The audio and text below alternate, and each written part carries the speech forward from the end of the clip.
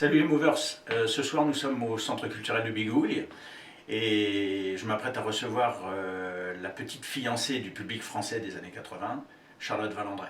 Charlotte Valandré, merci beaucoup de nous recevoir. Vous sortez de scène où je tiens à préciser à tout le monde, alors que c'est pas le genre du site et tout le monde le sait, de faire la promotion, mais là je vais faire une promotion exceptionnelle en disant qu'il faut absolument voir cette pièce. Mon pote est une femme comme les autres. Rendez-vous à cette pièce, vous allez rire, vous allez être ému et ça vaut le coup. Je suis un homme de plus de 40 ans qui vient d'avoir ses règles pour la première fois. J'ai quand même le droit d'avoir un léger problème hormonal, non? Ça fait une semaine que t'es devenue une femme et pardon, hein, mais quand je te vois là, j'ai envie de te prendre frénétiquement le bras sur la tête de sa fille. Mais tout m'excite chez toi, c'est horrible. Donc à partir de maintenant, on me dit qu'on se touche pas du tout. Même par inadvertance? Mais surtout par inadvertance. Oh là là, c'est ce que je redoute le plus, moi, par inadvertance. Dorénavant, tout ce qu'on fait, on le fait par advertance.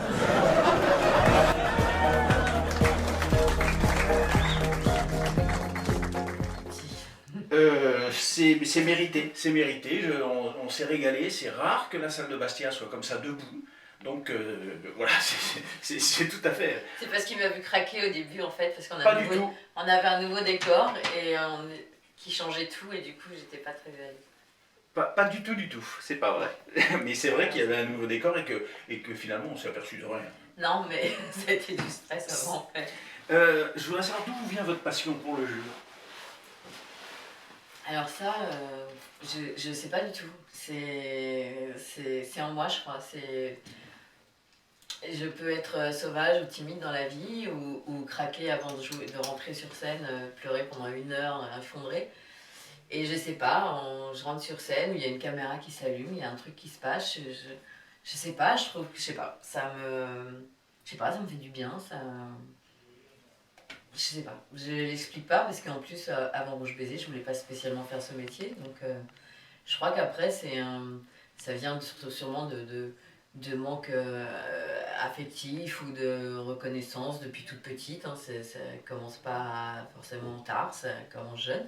Et puis du coup, quand on vous propose un jour de faire un casting et que vous êtes devant une caméra, vous vous rendez compte que, je sais pas, qu'il y a un plaisir à jouer, à donner des émotions, je sais pas.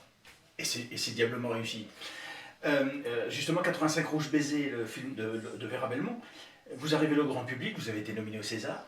Je l'ai pas eu. Non, nominé. Ouais, Voilà. nominé, ouais. Mais par contre, vous avez eu l'ours à Berlin. Berlin. Comment est-ce que vous avez vécu cet embrasement qu'il y a eu à cette époque-là?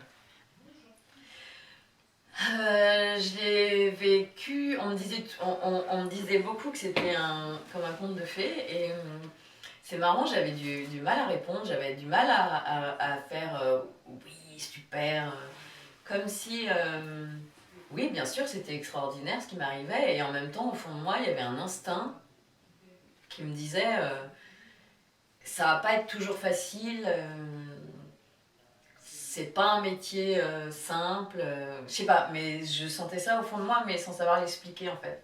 Donc je répondais oui, c'est super, mais j'étais pas à fond. D'accord. Au début, hein, en tout cas. Ah oui, au début. Bah aujourd'hui, j'aurais le prix à Berlin, je serais comme une dame. Ça, oui, ça je m'en doute. Vous êtes la marraine de la fondation Grève de Vie? Non, je l'ai, oui. Ah, ça y est, vous l'êtes plus? Je l'ai été, oui, je le suis plus, mais je suis toujours Fortement partante. impliquée. Non, mais je suis toujours partante pour quelques soirées, enfin quelques Bien jours à la sûr, soirée bien sûr. caritative où je suis toujours Alors, justement, présente. oui, Et d'ailleurs aujourd'hui, je sais pas quand passera l'émission, mais enfin en tout cas là ce soir on est le 4 c'est novembre. sur Internet, c'est pour être mis sur Internet, donc c'est disponible constamment pour les gens. Mais aujourd'hui on est le 4 novembre et ça fait 13 ans que je suis greffée. J'ai été greffée le 4 novembre 2003. Est-ce que vous avez un message à passer éventuellement pour que les gens se sentent concernés par cette cause?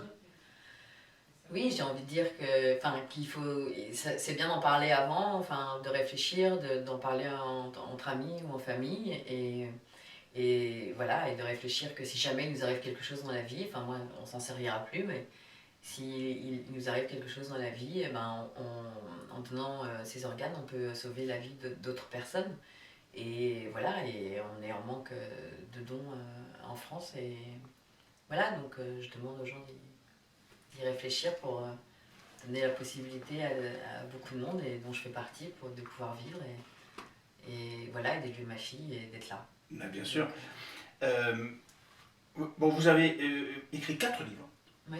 Hein, dont un qui a eu, alors je crois que c'est 3, vous allez me dire le chiffre, L'amour dans le sang. Je sais pas, mais on a dû en vendre 500 000. 500 000. C'est énormissime. Et il y en a un qui vient de sortir là. Un 5e? Oui, qui vient de sortir le jeudi 27, qui s'appelle Bombay mon amour. Bombay mon amour. Ouais, c'est un premier roman en fait. Alors justement, qu'est-ce que vous préférez, jouer ou écrire? J'adore jouer vraiment, et ça me manquait beaucoup ces derniers temps. Écrire, c'est venu, j'écris avec mon cousin d'abord, Oui. on s'entend super bien, et c'est venu à un moment donné, où juste après ma greffe, où en fait je pouvais plus jouer. Donc, parce que j'étais fatiguée, psychologiquement, physiquement. Et du coup, c'était une façon artistique ça a été une façon de faire quelque chose d'artistique. Et du coup, ça m'a sauvée, et puis ça m'a permis de rester en contact avec mon public qui m'aimait beaucoup dans les Cordiers. Donc voilà, tout ça c'était... Justement, les Cordiers. Mais je serais triste de ne vivre que de mes livres. Je crois que j'aime vraiment beaucoup jouer les comédies. C'est le contact avec le public? Ou vous jouez par vous? C'est pour vous, en étant honnête?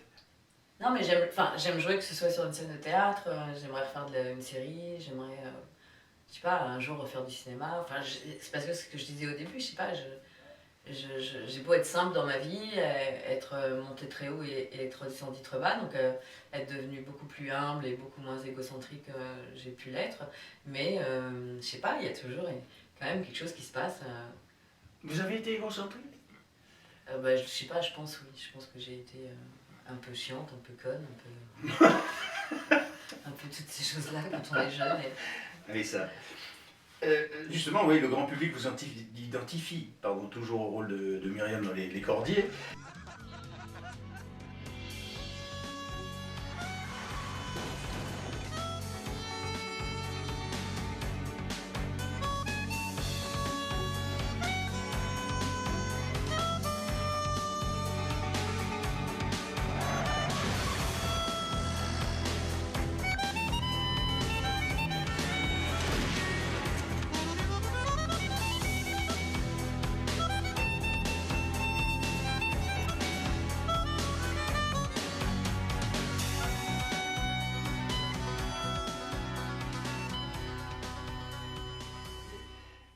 Quel souvenir vous gardez de cette série? De très bons souvenirs, et je vous dis, ça manque vraiment. En même temps, c'est vrai que c'était pas toujours facile, parce qu'à ce moment-là, je cachais encore ma séropositivité, et du coup, j'avais des moments où j'ai pu être pas facile, capricieuse par moments, et du coup, on me comprenait pas du tout. On ne comprenait pas d'où ça venait, et voilà, c'est parce que j'étais blessée de ne pas pouvoir parler. Et voilà, donc du coup, maintenant, pour moi, refaire des choses en ayant parlé maintenant il y a plus de 10 ans, ça serait vraiment un chouette challenge, enfin un chouette truc qui pourrait m'arriver. Parce que j'avais vu dans une interview que vous disiez justement que cette fameuse série Les Cordiers vous avez aidé financièrement pendant un moment où c'était difficile. Du coup, pendant que je faisais la série, c'était pas difficile. Non, après. Après, parce que quand vous avez eu moins de demandes... Voilà. Non, une fois que j'ai été greffée, c'est ça, je pesais 35 kilos. Vous ne vouliez plus travailler? Voilà, j'en pèse 54 aujourd'hui, donc c'est difficile. Même moi, j'ai du mal à m'imaginer avec 20 kilos en moins aujourd'hui, par rapport à aujourd'hui. J'étais en effet très fatiguée, j'ai divorcé en même temps, j'ai déménagé en même temps, enfin j'ai eu tous les gros chocs psychologiques qu'on peut avoir en même temps. Et après mon premier livre, oui, quand vous dites des choses comme ça fait pas, les gens, enfin je sais pas, les gens se regroupent pas autour de vous, voilà, les gens ont tendance un peu en effet à partir, donc j'ai accumulé beaucoup de choses qui ont été difficiles, et du coup, je sais plus quelle était votre question. Oui, et donc, oui, il y a de l'argent que j'avais mis de côté, il m'a aidé, mais comme celle des livres après m'a aussi beaucoup aidé. Où est-ce que vous trouvez cette force?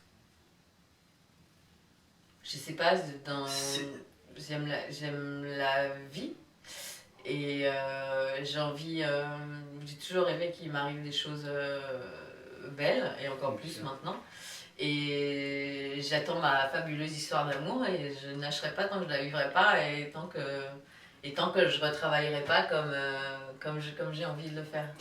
Justement, J'aime pas lâcher en fait. justement, en parlant justement, vous dites peut-être que j'attends la rencontre, etc.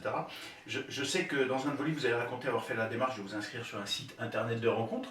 Est-ce que vous êtes un décrottable romantique? Oui, il y avait un copain d'ailleurs il n'y a pas longtemps qui m'a dit incorrigible romantique. Incorrigible romantique, Ouais, comme quoi je ne me trompe pas. Après le papier dans Femme Actuelle, il m'a envoyé et il m'a dit mais vraiment t'es une incorrigible romantique. Vous êtes fan des séries américaines? Enfin de beaucoup de séries. En fait pendant ma reconstruction j'ai passé 10 ans à lire et à regarder des séries. D'accord. Vous auriez aimé faire une carrière outre-Atlantique? Dans l'idéal oui. Oui. Mais pour ça, il aurait fallu que, voilà, c'est si et si, il aurait fallu que je sois bien entourée quand j'ai commencé, il aurait fallu qu'on m'aiguille, qu'on me parle, qu'on m'explique, voilà, et c'est pas ce qui s'est passé. Donc voilà, après j'ai eu la vie que j'ai eue. Un petit truc. Moi, personnellement, j'adore aussi Sophie Marceau. Est-ce que vous pourriez me signer un autographe, s'il vous plaît? Seulement si je tombe en panne sur la place de l'Étoile. Je vous laisse raconter l'anecdote. C'est que vous étiez tombé en panne sur la place de voiture l'Étoile. sur la place de l'Étoile et il y a une dépanneuse qui est arrivée et des flics aussi avant. Et il y en a un qui m'a pris pour Sophie Marceau qui m'a demandé un autographe et j'en ai profité pour puisque je bloquais un peu pas mal de circulation. Donc j'ai fait comme si c'était moi, oui, j'ai écrit Sophie Marceau pour que tout se passe bien et c'est vrai que tout s'est bien passé. Alors, je vais finir par parce que je vais vous libérer parce que justement vous êtes fatigué, vous sortez de scène. J'ai toujours une question des internautes, donc je donne toujours l'invité, puis les internautes posent des questions et on en tire une au hasard. Et la vôtre, c'est Florence Quilici, qui habite à Ajaccio, qui vous demande que pensez-vous du téléchargement illégal? Qu'est-ce que j'en Vous pense? qui baignez dans ce milieu-là. Qu'est-ce que j'en pense? Putain, Florence, là je suis un peu fatiguée pour répondre à cette question. Je sais pas, il y a des pays où on a le droit de le faire, alors je trouve que, je sais pas, peut-être on devrait pouvoir regarder en streaming et pas télécharger. Enfin, moi je sais que moi j'achète beaucoup de séries et je regarde beaucoup de choses légalement et du coup je suis sur Netflix donc c'est pas mal aussi. Oui. Voilà, C'est comme pour la difficile. musique, bah oui, enfin, c'est sûr que c'est pas bien. Enfin, je suis assez étonnée qu'on puisse trouver parfois des films à voir qui sont même, qui viennent juste de sortir. Alors, je sais pas comment font les gens. Moi, j'ai essayé une fois et j'ai pas réussi du tout. Vous avez un projet Donc, ciné? Non, Non, j'en ai justement. pas. Non, attendez. aujourd'hui, ça y est, je suis pleine de désirs, je me suis reconstruite, je suis C'est pleine génial. d'envie. C'est génial. On vous souhaite le meilleur. Merci. Le meilleur. Merci beaucoup de nous avoir reçus. Merci à vous.